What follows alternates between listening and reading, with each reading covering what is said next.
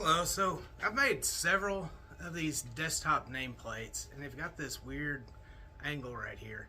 I thought I'd just take a second and show you how to get the names engraved across the top of them right here, since they are like this. So if you were to just put it on the CNC, your laser bed or something like that, and you try to engrave, you can tell it would be coming down at an angle like this.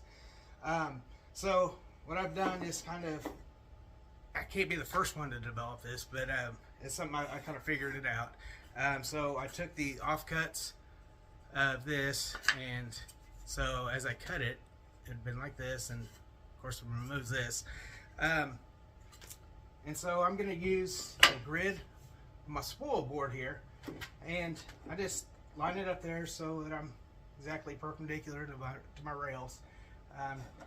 Either cut a piece of this off, or you're going to use the opposite side on the back here. So I got another piece here on the back, and then a long piece, and it goes here.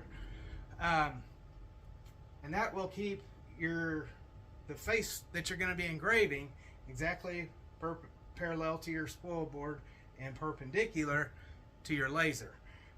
So right now I'm using the Jtech 24 watt on the Onefinity, and well, I'll run the name on here.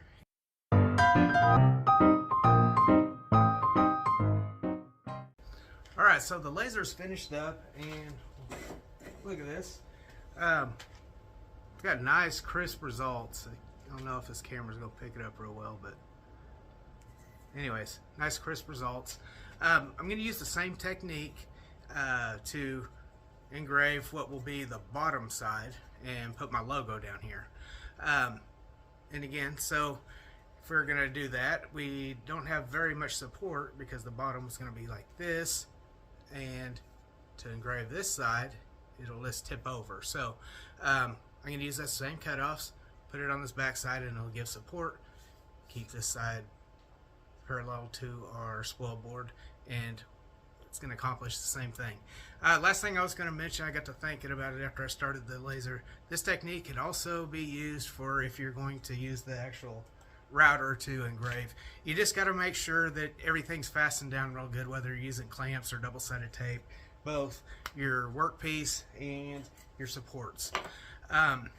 Also, what I do use this for is for sanding. I've used some double-sided tape, stick this down to my workbench, and I'm able to work on the different surfaces and kind of keep it from wiggling around and they're tipping over as I run my palm sanders through this and get this kind of finish sanded. And like I said, I'm going to do my logo right now, and I'll probably come back and just kind of show you the finished product, the way this comes out. I've made several of these and I really like they're sharp. Alright, I just wanted to circle around and show you what the finished piece looks like. We got a little bit of lacquer on there, and it'll be ready to go out the door. Thanks for sticking around.